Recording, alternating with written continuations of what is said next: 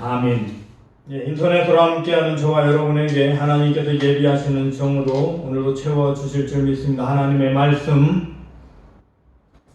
하나님의 말씀 봅니다. 하나님의 말씀은 마태복음 1장 1절로 16절 말씀입니다. 신약성경 처음이죠. 1쪽 마태복음 1장 1절로 16절 말씀 제가 봉독하도록 하겠습니다. 아브라함과 다윗의 자손 예수 그리스도의 계보라.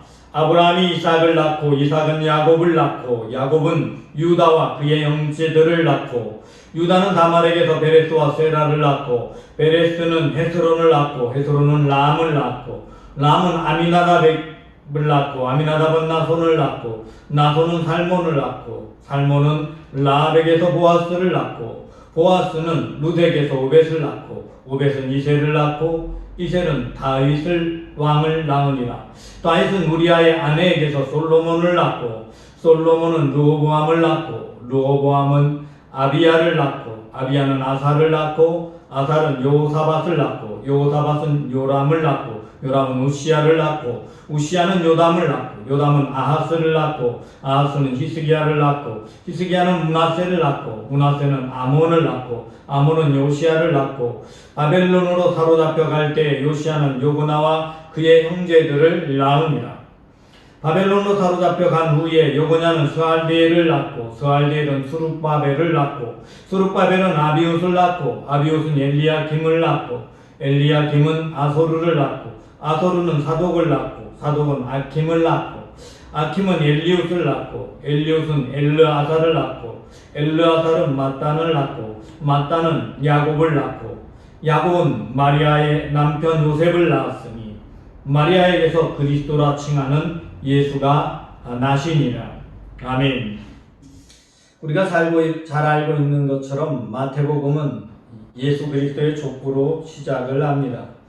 그런데 이 족보를요 자세히 잘 살펴보면 하나같이 누구는 누구를 낳고 누구는 누구를 낳고 라고 되어져 있는데 다른 부분들이 등장을 하게 됩니다.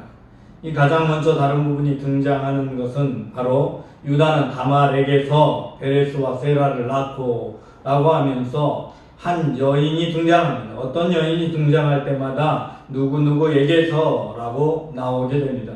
근데 여기에 등장하는 여인 첫 번째는 다말입니다. 그리고 두 번째는 라합, 이 세 번째는 룻, 네 번째는 우리아의 아내 바세바입니다. 그의 이름은 기록하지 않고 우리아의 아내라고만 기록하고 있지요. 근데 이 기록한 곳에 나와 있는 여인들마다 특색이 좀 있습니다. 이 여인들은요 하나같이 유대인이 아닙니다. 유대인이 아닌 이방인에게서 이방인입니다. 그리고 또 하나는 이 여인들은 하나같이 일반적으로 알고 있는 정결한 처녀가 아닙니다. 첫 번째로 등장하는 여인 다말. 이 다말은요 유다의 며느리로서 그의 가문 자체가 유다족 속이 아니죠. 그는 유다족 속이 아닌 가나안 지역의 사람이었습니다. 이 가나안 지역의 사람으로서 유다의 며느리인 이 다말이 유다를 통해서 베레스와 세라를 낳았다라고 기록하고 있습니다. 부정한 방법으로 아이가 태어났다 이 말이죠. 이 두 번째로 등장하는 라합은 기생입니다. 이 기생, 당연히 기생은 정결하게 여기는 여인이 아니지요. 그리고 이 여인도 역시 가나안에 있던 여인입니다. 여리고 사람이지요. 이 여리고 사람인 라합이 이 다윗의 족보에 들어오게 됩니다. 또한 세 번째로 등장하는 여인 룻은 모압 여인이죠. 모압 여인으로 이미 결혼을 해서 남편이 죽은 이후에 계대 상속복 가장 가까운 친척이 그 여인을 아내로 취해서 대를 잇게 하는 그 율례를 따라서 이 보아스에게 시집을 가서 결혼을 해서 아이를 낳게 된 그런 여인이 룻이지요. 그리고 마지막은 우리아의 아내, 햇사람 우리아의 아내를 통해서 다윗이 솔로몬을 낳았다라는 이야기가 나옵니다. 이 다윗이 솔로몬을 낳은 햇사람 우리아의 아내, 역시 이방인이면서 동시에 부정한 여인이죠. 정결하게 결혼된 것이 아니라 이것은 외도에 의해서 낳은 자녀. 여러분, 유대인은요, 세리와 죄인들, 창기를 개처럼 취급하고 이방인들과 함께 식사도 하지 않는 그런 사람들입니다. 그런 유대인들의 가장 존경하는 이 왕족의 계보가 그들이 말하는 것처럼 깨끗하고 정결한 계보는 아닙니다. 그들의 계보 속에도 창기와 같은 여인이 등장하고 부정한 방법으로 아이를 낳는 것들이 등장하고 이방인이 등장하는 것이죠. 여러분, 이 복음서를 기록한 마태는 세리 출신이죠. 아마 그가 자라면서 유대 사람 안에서 자라면서 그는 많은 멸시를 받았고 자라서 세리가 된 순간부터는 그는 무시당하는 사람이었습니다. 개처럼 여김받던 사람입니다. 이렇게 세리로 자라면서 무시받던 그가 예수님을 통해서 복음을 받아들인 그 이후에 자신의 신분이 세리에서 하나님의 자녀로 된 놀라운 변화를 겪게 되지요. 그 놀라운 변화를 겪었던 마태, 그 마태는 족보가 중요한 것이 아니라 겉으로 보이는 율법적으로 정결하고 깨끗한 척하는 바리새인들이나 유대인들을 향해서 그게 아니라 이 세상에 어떤 사람도 구원을 받을 수 있다. 어떤 죄인도 구원을 받을 수 있다. 메시아의 족보, 우리들이 알고 있는 왕의 족보가 그런 과거의 핏줄을 보면 그런 더러운 핏줄이 섞여 있다. 그러나 그것을 어느 누구도 부정하다고 얘기하지 않는다. 이 말. 여러분, 마찬가지로 예수 그리스도를 통해서 구원받는 사람들은 어떤 특별한 존재가 아니라 어떤 모양을 가져도 상관없이 누구나 구원받을 수 있다. 복음이 전해지면 그는 누구든지 구원받을 수 있다라는 메시지를 마태는 처음 족보에서부터 전하고 있는 것입니다. 예수 그리스도는 처음 이 땅에 오실 때에 거룩하고 아름다운 족보가 아니라 약속의 자녀로 오셨습니다. 아브라함과 다윗의 자손이라는 약속의 자녀로 예수 그리스도께서 오셨어요. 아브라함과 다윗의 자손 예수 그리스도의 계보라라고 시작하는 말씀처럼 약속의 자녀로 오셨어요. 하지만 그 족보의 과정을 보면 정결하지 않습니다. 그러므로 주님이 이 땅에 오실 때에 주님은 깨끗해 보이는 사람들을 부르러 온 것이 아니라 부정할지라도 그를 구원하시기를 원하시기 위해 이 땅에 오셨다. 주님은 이 땅에 오실 때부터 자기 백성을 죄에서 구원하기 위해 이 땅에 오셨기 때문에 그 주님께서는 그 주님의 족보 안에는 특별히 더러운 모습도 있다. 의도적으로 그들의 이름을 부각시켜서 여인들을 등장시키고 있습니다. 그런가 하면 마지막 16절을 보면 이렇게 말씀합니다. 야곱은 마리아의 남편 요셉을 낳았으니, 요셉이란 인물을 말하는데요. 요셉은 족보상으로는 예수님의 아버지가 되지요. 그런데 이 요셉을 말할 때 예수님의 아버지로 기록하지 않습니다. 성경은 분명히 말합니다. 마리아의 남편 요셉. 야곱은 마리아의 남편 요셉을 낳았다. 여러분, 어떤 성경의 인물도 아내에 의해서 그 남편을 규정짓는 법은 없습니다. 그러나 메시아 예수 그리스도를 요셉이 낳은 것이 아니니까요. 인간의 계보를 따라서 낳은 것이 아니고 예수 그리스도는 성령으로 이 땅에 오셔야 하니까요. 이사야서 말씀처럼 처녀가 잉태하여 아들을 낳을 것이요 그 이름을 임마누엘이라 하리라 하는 약속의 말씀이 성취되어야 하기 때문에 예수님은 반드시 처녀에게서 낳아야 되고 예수님의 계보는 아브라함과 다윗의 계보에 속해야 하기 때문에 바로 이 처녀의 남편 되는 사람이 아브라함과 다윗의 계보에 있다라는 것은 성경을 분명히 말씀하고 있습니다. 그러면서 처녀가 잉태하여 아들을 낳아서 태어난 분이 예수 그리스도일 뿐만 아니라 바로 아브라함과 다윗의 계보에 속해 있다라는 것을 분명히 선언하고 있습니다. 그리고 마리아의 남편으로서 요셉이 정의될 수밖에 없는 까닭, 그것은 예수님이 마리아를 통해서 오셨기 때문이지요. 그럼 그리고 그 다음 부분, 뒷부분 이렇게 되어져 있습니다. 마리아에게서 그리스도라 칭하는 예수가 나시니라.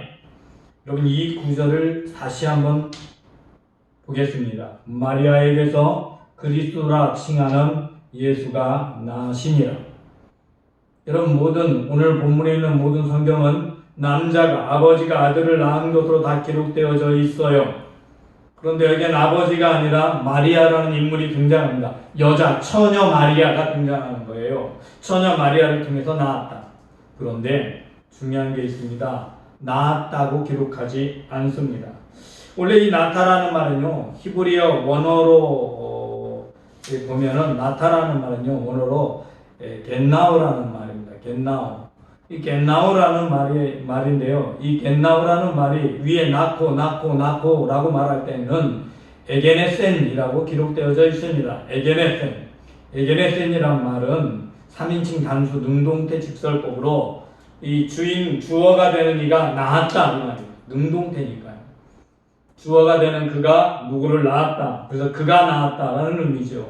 그래서 낳았다라고 기록되어 있는 반면에 마리아에게서 그리스도라 칭하는 예수가 나시니라 라고 되어 있는 여기서 나시니라 라는 대목에 이 낳았다라는 말은 에게네텐이라고 되어져 있습니다. 에게네테라고 되어 있습니다. 에게네테라고 되어 있습니다. 에게네테라는 말은 무엇인가 하면 이 3인칭 단수 수동태 직설법입니다. 앞에 것이 능동태였다면 뒤에 것은 수동태입니다. 그러니까 낳았다가 아니라 낳아졌다. 마리아가 예수 그리스도를 낳은 게 아니라 누가? 예수님이 마리아를 통해서 스스로 나오셨다. 마리아는 예수 그리스도께서 낳아주셨다. 마리아를 통해 예수 그리스도께서 낳아주셨다라는 말이겠죠. 그러니 마리아가 예수님을 낳은 것이 아니라 예수님이 마리아의 몸을 빌려 태어나신 것이다 이 말입니다. 그러니까 이 땅에 오실 때 예수님의 탄생의 주체는 마리아가 아니라 예수 그리스도가 주체가 되는 것입니다. 성령으로 잉태되었을 뿐만 아니라 나신 그가 주체가 돼서 스스로 마리아를 통해서 태어났다. 여러분, 이 땅에 복음이 들어올 때, 복음이신 예수 그리스도께서 이 땅에 들어오실 때 예수 그리스도께서 스스로 나오신 것입니다. 복음이 이 땅에 태어나신 것. 여러분, 복음은 우리가 믿어서 받아들여지는 것이 아니고 생명이 태어나는 게 아닙니다. 예수 그리스도는 이 땅에 태어날 때부터 스스로 태어나신 거예요. 마리아를 통해서 태어나신 거예요. 마찬가지로 세상 사람들에게 복음이 전해집니다. 내가 예수 그리스도를 구주로 믿게 되어서 믿음으로 구원받았어요.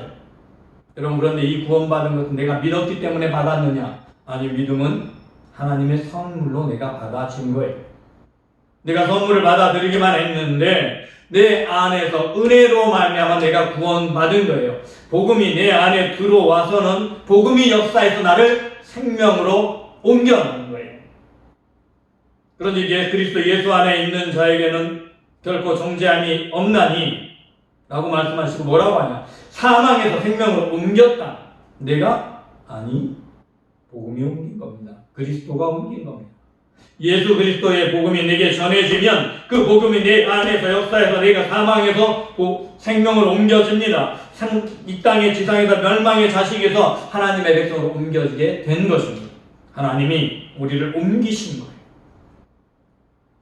또한 여러분이 나가서 복음을 전할 때 여러분 복음을 전하는 도구로 사용되는 겁니다. 마치 마리아가 예수님이 오는 통로로 사용됐던 것처럼 여러분이 누군가의 복음을 전하는데 왜 그거 안 믿는 거예요? 내가 능력이 없어서 내가 말을 잘못해서. 그렇지 않습니다. 여러분이 하는 게 아닙니다. 여러분은 그저 복음을 전하면 복음이 그 사람 안에 들어가서 역사하고 복음이 그 사람을 불러일으키는 거, 그 복음이 그 사람에서 생명으로 일어나게 하는 거예요. 여러분, 그래서 즉시 일어나지 않을 수도 있어요. 복음을 듣고 한참 뒤에 돌아오는 경우도 있어요.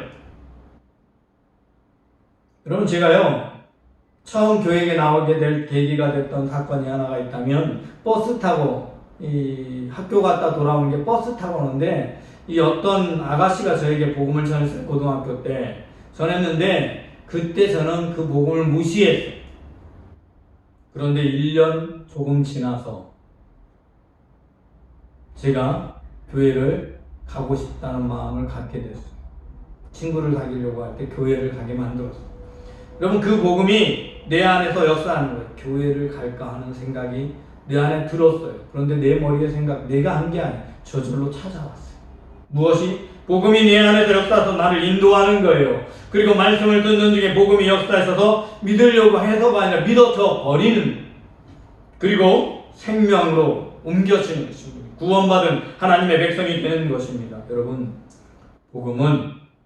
복음 이미 자체가 주체가 되는 겁니다. 예수 그리스도께서 주체가 되어 마리아를 통해 태어난 것처럼 복음이 그 자체가 주체가 되어서 사람 안에서 역사하고 그 사람을 구원하는 겁니다. 한 사람을 구원하는 것. 여러분, 내가 누군가를 마음으로 잉태하면, 그를 위해 기도하고 전도하면, 복음이 나에게도 전해져서 그에게로 돌아가면 그 복음이 역사해서 그를 살리는 것. 그러므로 우리는 그 복음의 역사를 믿어야 합니다. 복음이 주체가 된다는 사실을 믿어야 합니다. 그래서 복음이 이끄는 대로 가서 복음을 전하기를 원하면 전하면 되는 거예요. 저 사람에게 전도하고 싶다라는 마음이 내 안에 들었다. 성령이 내 안에서 역사하셔서 복음의 역사를 이루어 가기를 원하는 거예요. 그러면 전하면 돼요. 그러면 복음이 그 사람에게서 역사하고 그를 변화시켜 주는 것이 여러분의 능력이 바꾸는 게 아닙니다. 제가 이렇게 선교를 하지만 이 설교를 듣고 여러분이 마음에 감동을 받고 변화받는 것, 내가 말솜씨가 너무나 뛰어나서 능력이 있어서 아닙니다. 여러분, 말씀을 듣는 중에 성령 하나님이 여러분 안에서 역사하시고 말씀이 복음이 여러분에 들어가면 복음의 능력이 있어서 여러분 안에서 역사하며 여러분의 삶을 변화시키는 것입니다. 복음은 그 자체가 주체가 되어서 내 안에서 역사한다는 사실을 믿으십시오. 그러므로 여러분, 무엇을 하든 여러분이 주인이 되려고 하지 마십시오. 주인은 예수 그리스도고 복음이 여러분의 주인입니다. 주체입니다. 나는 그저 예수 그리스도를 전하면 되고요. 나는 십자가에 못 박혀 죽었습니다. 이제 내가 사는 것이 아니라 내 안에 그리스도께서 사시는 것입니다. 자신을 십자가에 못 박으시고 주님께 자신을 맡기십시오. 복음이 여러분에서 안에서 능력 있게 역사하시고 여러분을 변화시켜 주실 것입니다. 기도합니다. 하나님, 고맙고 감사합니다. 복음이 내 안에서 역사하고 복음이 날마다 나를 변화시켜주고 새롭게 하며, 또한 복음이 나의 입술을 열어 전도하게 하고 내가 복음을 전할 때 듣는 이의 심령 가운데 복음이 능력으로 역사해서 그를 변화시켜 주시는 것을 믿습니다.